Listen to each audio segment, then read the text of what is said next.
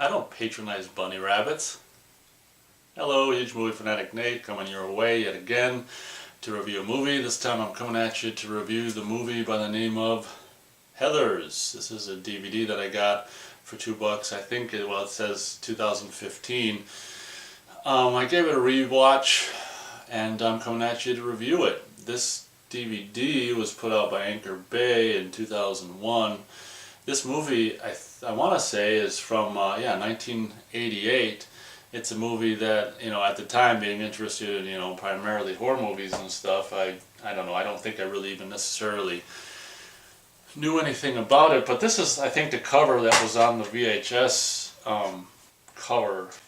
I think this was like the poster and the cover on the VHS. I mean, that kind of cover, it just looked like a teen love movie. It just completely wouldn't interest me really at any age, but coming across this for $2, and I'm just like, oh, it's from '88, and a buddy of mine in the early '90s told me about this movie, and I never obviously searched it out because it had that cover. It just looked like a teen romance movie. Who the hell wants to see that? But having seen it for the first time in probably 2015 and seeing it for the second time just a couple days ago, I'm gonna coming at you to to review it if you haven't noticed. So, Heathers, I never really this is only like a year, probably your next movie or year after like Beetlejuice, and I never necessarily, at the time, strangely enough, well, because she was like a goth girl in that movie, that's why, but, if I would have seen her in this, I probably would have, what I'm trying to say is growing up with Winona Ryder, I guess she was kind of hot in Edward Scissorhands, but until that movie, I never really gave her much of a thought or whatever, but having seen her in this, and we're particularly getting on in years, and as I age, she continues to look younger and younger in these movies.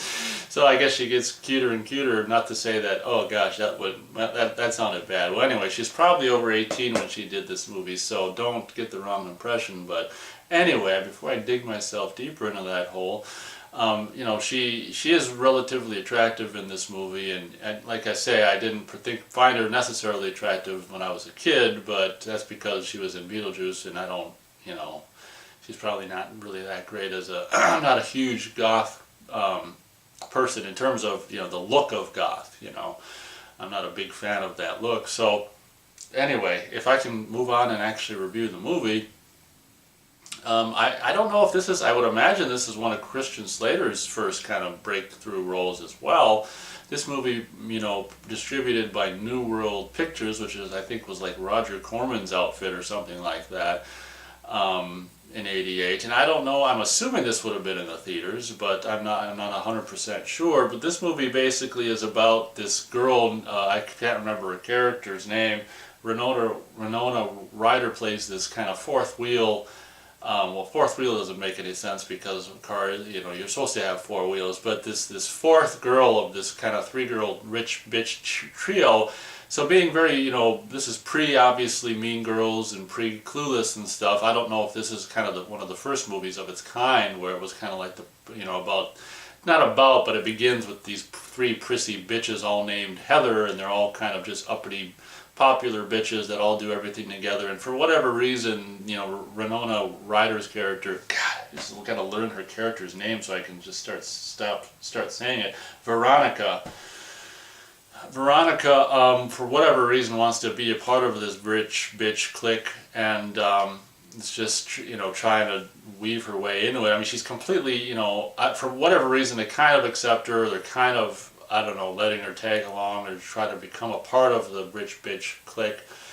But she's not enjoying it. She doesn't enjoy it because she's, presumably a decent character, a decent person in this movie. She doesn't, for anyone who just, rolls their eyes at society and life and stuff, this movie's for you because basically, and I identify with the character of Veronica very, very greatly in this movie because basically, if you kind of just, I don't know, don't really like the world or the people in it and stuff, you're going to probably like this movie because it's kind of a parody on, from what I take from it, the character of Veronica is very much just like kind of this, the only grounded and centered character in the whole movie. And it's kind of like, if you're like me, she very much represents you, where basically you're experiencing everything of all these pathetic, shallow, ridiculous people through her eyes. The world that this movie creates, albeit very kind of, tongue-in-cheek and black humorish or whatever.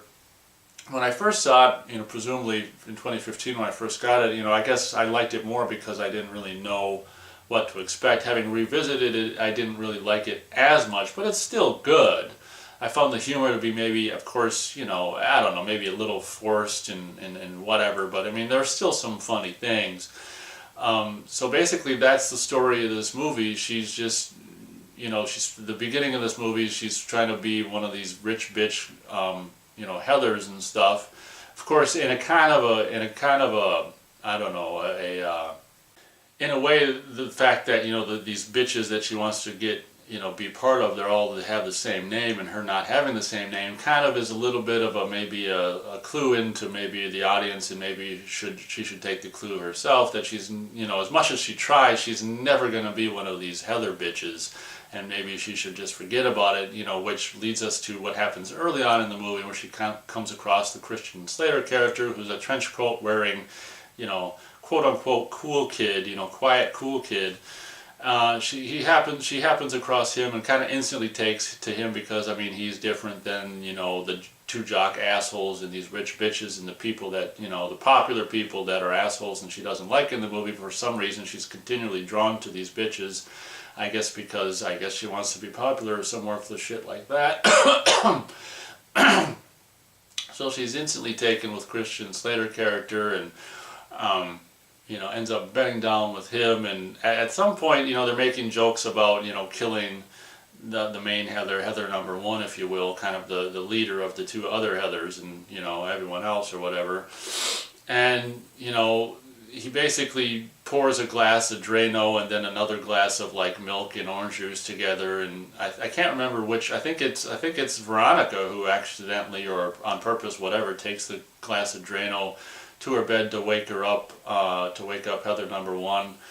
And, in this kind of really quick bit where it's kind of like, oh, you're trying to get me to take it by daring me or calling me chicken, and then like that's going to work. And then she downs the Drano or whatever because she's called chicken or whatever by Christian Slater character.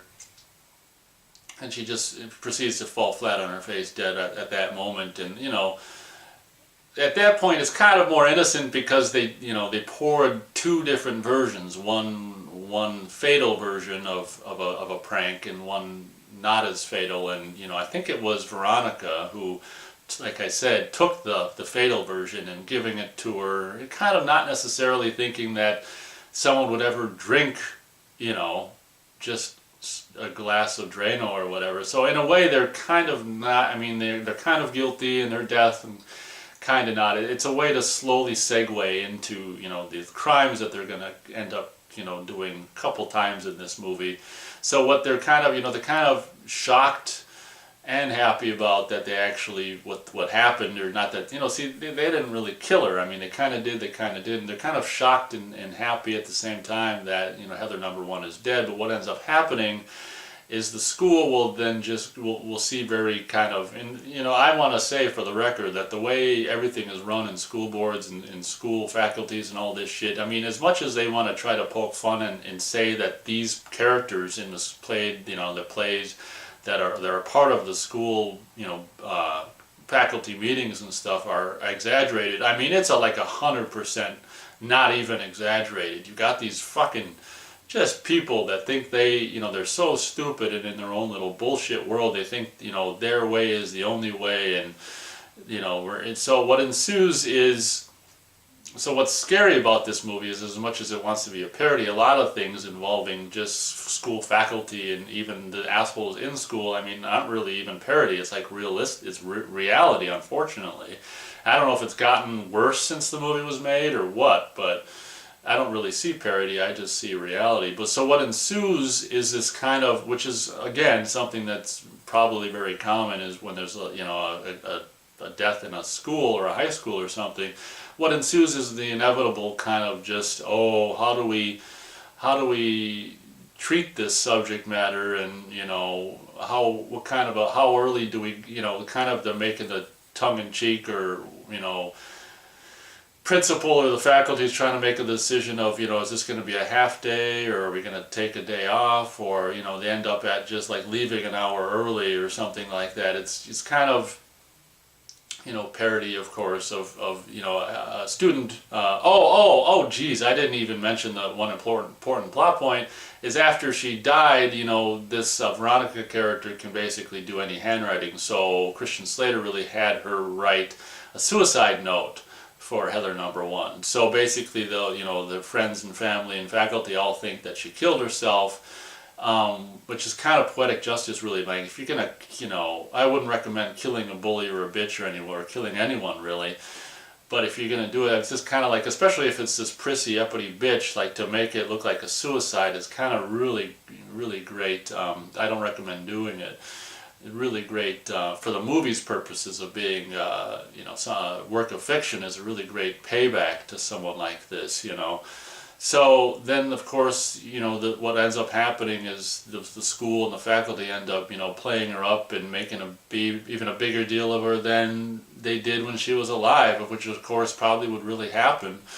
And dedicating I don't know what it was, a 2-page or a page spread or 2-page spread in the yearbook to her and all this crap, and it's just kind of making the Veronica character just annoyed, and it's actually making the Christian Slater character just even more kind of annoyed. And then these jocks, these two jock assholes, are constantly making up rumors about Veronica, sexual rumors and this kind of stuff, and because she reluctantly went on a double date and she didn't do anything with any of them or one of them or any of them, but then there's this rumor circulating that she did something with both of them, and then she kind of does a prank where Christian Slater's like, and it's kind of a funny, the Veronica character is really gullible at this point. He's like, these bullets are from World War II, and they kind of, he made a lie about these bullets, like they're tranquilizers, so they'll pierce the skin and make it look like you got shot, and then they'll tranquilize you to make it look like you were shot dead, when in fact they're just normal bullets. It was kind of Christian Slater character's way of tricking her into shooting the two jock assholes. So basically, as we're finding out more and more as the movie progresses, the crazy Christian Slater has them basically lure, have Veronica call them and say, I want to take you, both of you boys on sexually, guys. Meet me here, and then they ambush them and have them strip and basically shoot them dead. One of them, there's a chase scene with one of them, which I thought was just not necessary. It would have been better to just shoot them both dead on the scene, but whatever.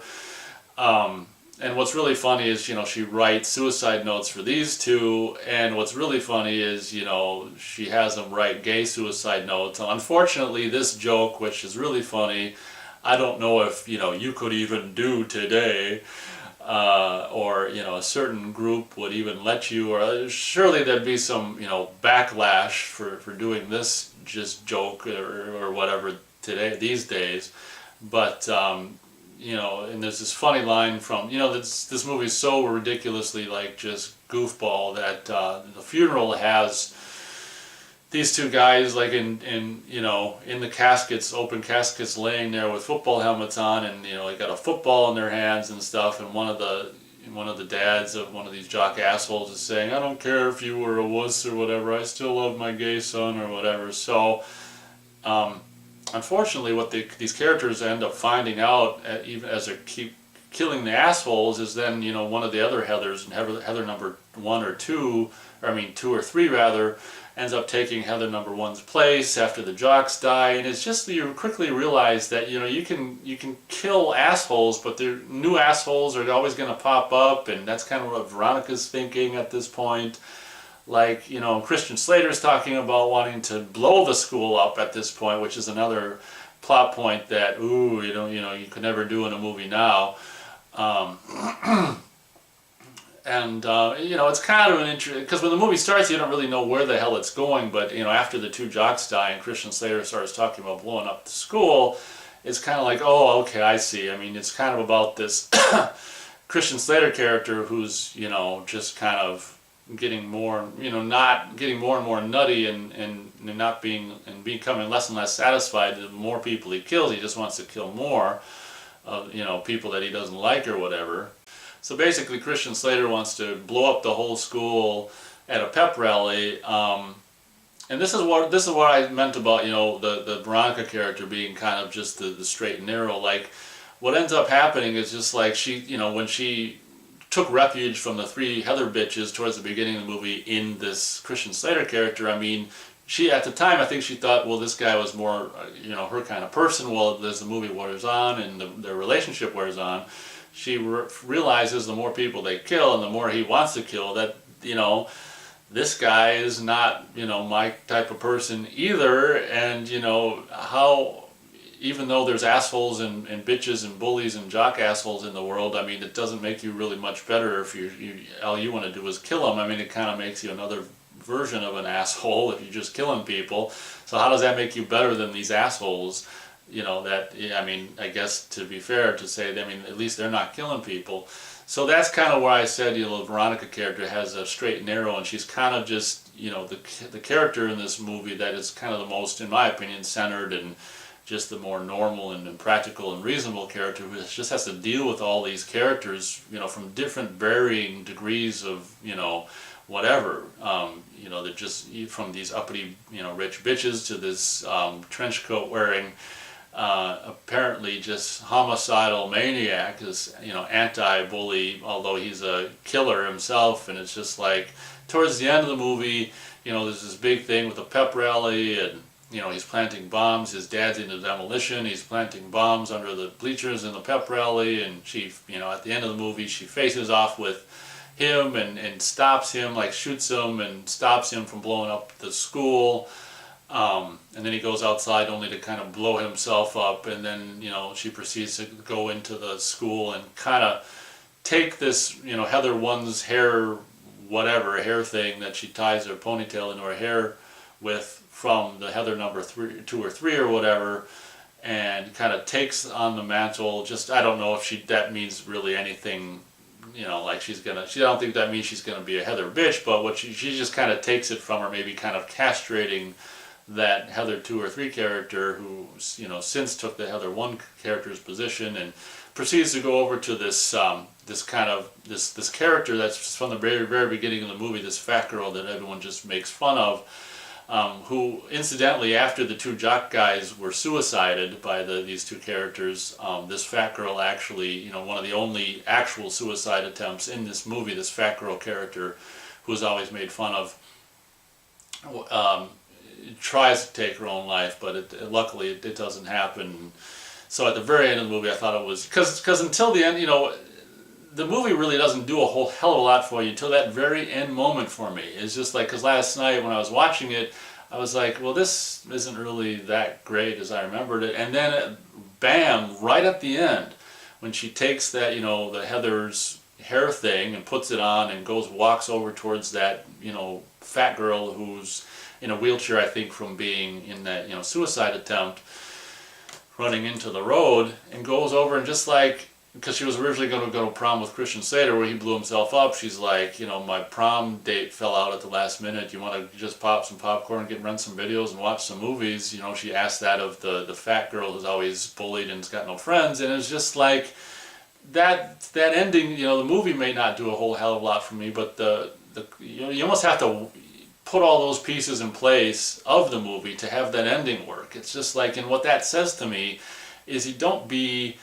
you know, just be nice. Just be nice to people. Be nice to everyone. You don't have to don't be a bitch or a jock asshole, or, you know, you're not any better than those people if you want to kill them all either. Just, you know, you don't have to like everyone, but don't treat everyone like shit, and treat people decently. And, you know, that's kind of, to me, what the movie says at the very end. And it by having the Veronica character just go befriend this, you know, the fatter girl who always got picked on character who tried to kill herself. Just, you know, live and let live is kind of what the movie says to me at the end of the day. So, you know, having revisited it a second time, it wasn't, you know, although it does have that kind of profound and great ending that doesn't really occur until, you know, right, you know, before the end credits roll. You know, I found the movie on the second viewing to be kind of just like, oh, you know, trying to be, I mean, yeah, some of the laughs are funny and stuff, but a lot of it is just a little too tongue-in-cheek for my taste. So I think we'll just go 2.5 stars out of 4 stars for Heathers. It's something that, is definitely an interesting and whatever you call it, satire on, high school life or whatever. There's some really poignant line that she writes down in her diary or says or something like that regarding something I completely agree with. Can't remember exactly, something about, society being, actually represented in a high school, which is something I completely agree with. Like high school for me, or in my opinion, not just high school, but I mean any kind of school, but in particular we're talking about high school in this movie. A little high school is kind of, it's a mini version of society, because you got all these different, depending on, well, if you're going to public high school, then you've got all these different kinds of people and stuff, and you've got the principals and shit who are like the the quote-unquote authority. So I mean, I don't know, there was some kind of line that was really poignant about something along those lines. I can't remember exactly, but something that I always, for the last several years or decade or more, really agreed with, that any kind of school situation or school setting is a microcosm of the world. Just a smaller version of a effed up world, if you will, a school, because you've got the, as I said, the quote unquote authorities, and the students who are the kind of, you have to do what the authorities say. So I mean, after all, at the end of the day, school is just getting slaves ready for a life of slavehood, basically, and teaching kids from an early age to be subservient and do what they're told and stuff. And anyway, I could go on and on and on, but that's my review of Heathers. It actually made me think of another review, or another movie that I've been meaning to rewatch for a long time, which I'll probably give a rewatch tonight or today, and probably be the next review to come up, or the next review to be uploaded on this channel. Something that's got very similar to Heathers, as a matter of fact, but this time Christian Slater is not the second billing, he's the main billing. You guessed it, it's another movie, Christian Slater, high school movie that involves suicide as well. This one's a little more serious, and it'll allow me to once again gush over Samantha Mathis. If if you haven't seen, if you don't want to wait until I watch and review, upload the review of this to see me gush about Samantha Mathis, be sure to check out my review of Super Mario Brothers that I did last fall, if you want to see me gush over Samantha Mathis. But I wouldn't see this movie until, I don't think I saw it until 1997 or 98. Of course, when it came out, I wasn't really interested in high school teen movies, so I didn't really see it until I, was obsessed with Samantha Mathis and wanted to seek more of her movies out. That's the only reason I saw it in 97 or 98 or whenever I originally saw it. But then, of course, I came across this DVD for $2 later on down the road and had to have it. I haven't seen this for a long time, so I'm actually looking forward to rewatching that. So that'll be the next review coming up. Thank you very much for watching my review of Heathers, and as always, we'll catch you next time.